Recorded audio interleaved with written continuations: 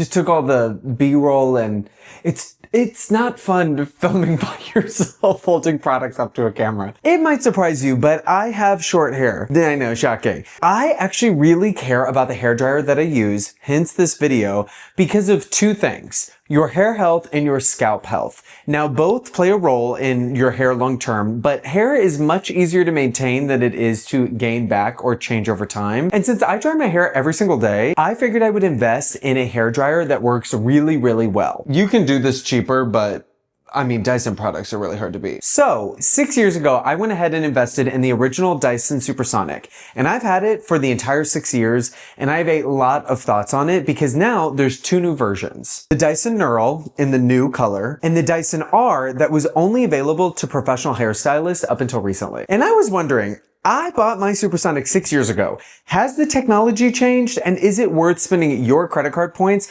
to buy a $500 hairdryer in 2025? If you are interested, please stick around. We're gonna get into which hairdryer is the best and if you should even invest in any of these in the first place. I've got two cameras and I'm riding a hook now. Look at me. So let's start with the first original Dyson Supersonic. This design had not changed in a long time up until recently with the introduction of the Neural and the R. The Supersonic at the time was like groundbreaking. It is so sleek. I mean, have you ever seen a hairdryer look like this? It has the motor in the handle and the vent is at the bottom. So you could get really, really precise airflow, and it was really powerful. At the same time, it was also really expensive. For $500, you were getting the super powerful motor, the really sleek design, consistent heat that's monitored 10,000 times a second or something crazy, and air multiplier technology, which is what Dyson uses on their fans. Air multiplier technology is where you have air come through the bottom into the heating element and out the top. You can see the vents right around here, but it multiplies the air because it also pulls air through the center of the hairdryer,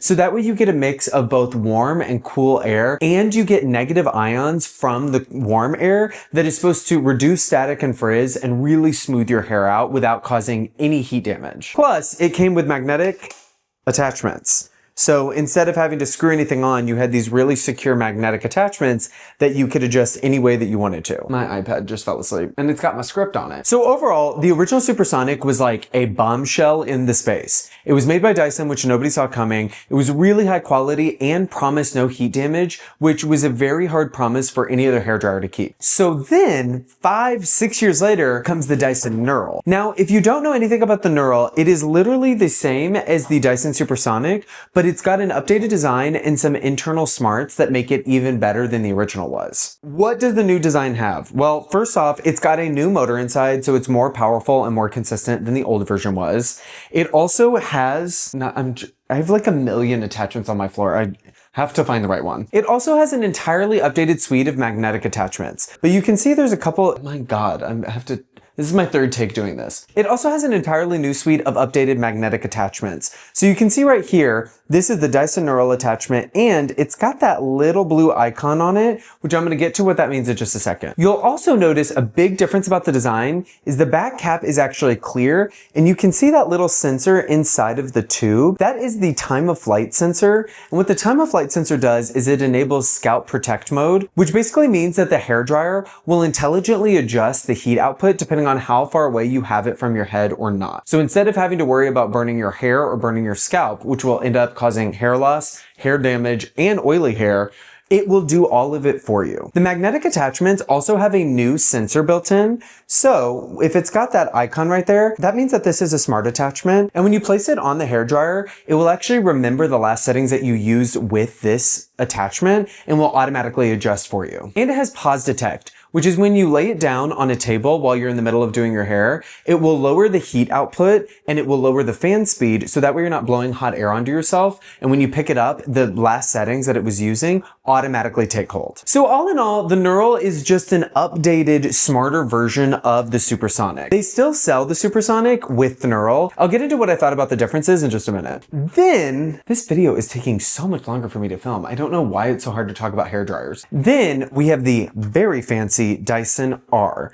Now the R is obviously a different design. This was originally designed for professionals, like professional hairstylists in salons, and there was two unique differentiators about the R. The first difference being the design. It is 20% lighter and 30% smaller than the other versions, and you can really feel this in the hand. It feels tiny because they were able to move all of the heating elements into the curve right up here, so that way you still get that really consistent airflow, but they were able to reduce the size down quite a bit. And just like the other two versions, the R does come with its own suite of magnetic attachments. And actually, fun fact, you cannot use the R with no attachment. You have to have one of them on for it to turn on. Because the R has all of the heating elements in the curve right here, the air pattern is different, and it's apparently supposed to get you a smoother output, which is what most hair salons are looking for. And just like the Neural, the new magnetic attachment,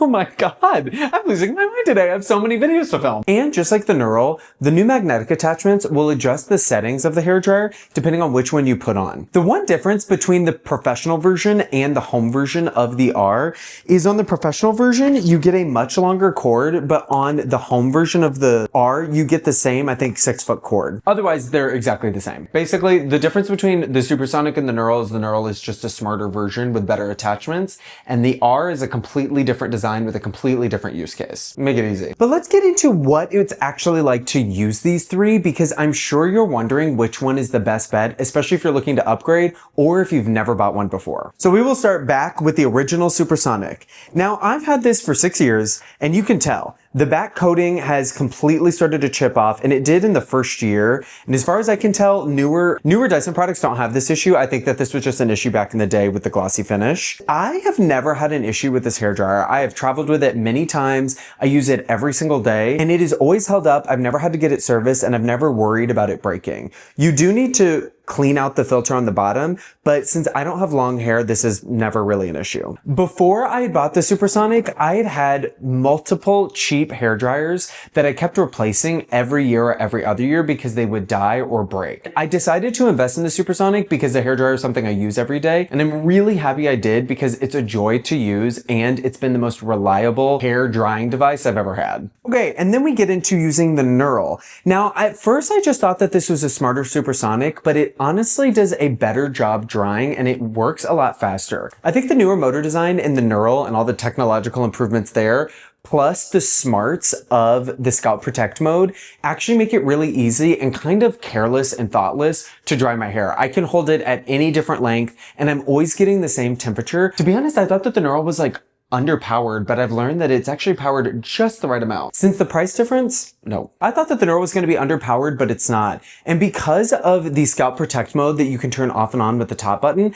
I've actually never used the manual modes with this hairdryer because it works so well. One thing to note with the new distance sensor that enables Scalp Protect mode is that it only works with certain attachments. So obviously this gentle air attachment leaves it open so the sensor can detect how far away it is from your head. And you'll know if the attachment you're using, oh my god, what is wrong with me today? And you'll know if the attachment that you're using supports the Scalp Detect mode because it will have this little blue icon somewhere on the attachment. So for example, the new diffuser bowl attachment that comes with the Neural, that one does not support the Scalp Detect mode because the sensor that detects where your scalp is, right there in the center, is covered by the diffuser. You can adjust the fan speed on the back of the Neural right here, and the lowest fan speed is actually still really powerful, which I was surprised by, but thankfully Dyson includes the new gentle air attachment so that way you can diffuse that force a little bit more, which especially on my short hair was really useful because sometimes I don't want to mess up the style just to like dry it a little bit more. Also, this is the new color. This is the new purple color. It's gorge. It's got pink on the bottom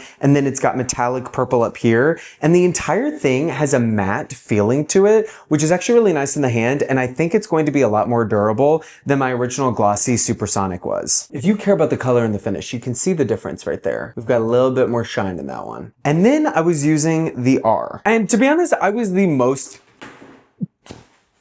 Oops. To be honest, I was the most excited to try this one, specifically because of the new design. I travel a lot, and when I do, I always bring my hairdryer. And so just having a little bit less to pack was really appealing to me. And how light it is very impressive for how powerful it is. Once you use this design, it's really hard to go back to another hairdryer, including the Neural or the Supersonic, just because everything else feels so heavy in comparison. So like I mentioned before, you have to use an attachment on the front of the R. And it comes with a bunch of different attachments, but the actual fan will not run without an attachment, I think because it's a burning risk when just the metal is exposed. You can see inside the head right there, those are the heating foils in the back, and they get very hot. So I understand why they force you to use a diffusing element. Otherwise, you could probably burn your face or your hand really easily. One thing to note with the R is, at least right now, the attachments that are included in the box are the only ones that you can buy because it is so new. With the Supersonic, they've made different attachments over time, and there's third parties that you can get on something like Amazon. But since the R is brand new, you will be hard pressed to find other attachments. So you better like what you're getting in the box. And if you lose a Dyson attachment, they're kind of hard to replace because they're very rarely in stock, so treat these well. Something to note with all of the Dyson hairdryers, but especially with the R, is that on the power cord, they have a transformer to convert the electricity to be used with the heating element. And that's fine, but it definitely makes it a lot less portable because in all of their market images, you will only ever see it with just the cord. I figured that using the R would be the same as using the other two versions, and I was wrong because two different things stood out to me. The first one being the heating power. It can get much cooler and much hotter, it feels like, than the Neural, for example, because since this was originally designed to be a professional tool, professionals need a little bit more flexibility, and that also goes for the fan speeds. Highest fan speed is very powerful, but the lowest fan speed is actually the most mild fan speed out of all of these options, which at least for me and my short hair and the way that I do my hair is actually really useful because a lot of times I just want to dry like the roots or the very front of my hair without necessarily blowing it up and back and adding more volume. Something I like doing with the Neural and with the R is I will set the cool mode, so no heat, to just one of the attachments. I do like the different controls on the R. They're a little bit easier to use and the whole thing is a little bit easier to hold. So on the very back, you can see that you have the power button and then you have an adjustment for the heat and a separate adjustment for the fan speed right here. And I just like the fact that the power button is an actual button instead of a slider because the cooling mode is actually on the inside where you hold it, which is a lot easier to just hold and press, especially because you cannot really hold the R at the bottom because you're going to cover the vent. It actually makes a lot more sense to hold it near the top right up here or in the middle because the heating elements, even though they're in like the curve right here, they don't get too hot for you to not be able to touch it. And this is not scientific. I'm pretty sure that the R makes the least amount of noise at the medium setting. Okay, so what is the verdict? What do I think after using all of them, especially the Supersonic for 6 years? Well, first up, if you just want to get into the Dyson space, get the Supersonic. It is still a really, really good hair dryer. Now, if you want something that is the most advanced and most thoughtless at the same time, go with the R. It is only an $70 bump up from $430 to $500. And I think with all of the attachments and all of the improvements, it is well worth it. The Neural and the R definitely dry my hair faster than the Supersonic, but it's not so much of a difference that I think it's worth necessarily making a big deal out of it. Now, if you want the smallest and most advanced, go with the R. It is $570, so it is fully $140 more than the Supersonic, but I think that the attachments, once again, and the power variability is actually really nice. Out of all three, I enjoy using the R the most because it gets really powerful or really chill all in one very small, very well designed package. Because I don't have long hair, I don't particularly care about the Neural like smarts. I don't really set my hairdryer down and I don't change attachments that often. Me needing to mitigate heat damage is not that big of a deal because I don't have long hair and I'm not dealing with multiple lengths and multiple, getting super close at the same time. At the end of the day, they literally all dry your hair. The newer models do it faster, but I would go with the one that excites you the most, to be honest. To wrap up, my suggestion to you is to invest in the tools that you use every day. I decided to invest 6 years ago and I've never once regretted my purchase because I use a hairdryer every day and it has been a great hairdryer to use and to travel with. If you are watching this video and you're on the fence, I say go for it and buy from a store that has a return policy, even though I doubt that you're going to be wanting to return it once you use it. You're just going to have to reconcile the price. Also, if you're going to invest in one of these tools, go ahead and be really picky and get the color that you want. Dyson makes a lot of really fun color combinations, and they have more now than ever. And even if something is out of stock, I would say wait or hunt around and find the exact color that you want, because at least if you're like me, you're going to have this for a very long time. So with that, I hope I helped somebody buy a Supersonic or convinced you not to buy a Supersonic. It is a really good hairdryer, and I really want to hear what you guys think if you've used one before or if you bought one because of this video. And of course, if you have any questions, please leave them below. And if you got to this point in the video, hit subscribe because I make videos like this every single week. And with that, I will see you in the next one.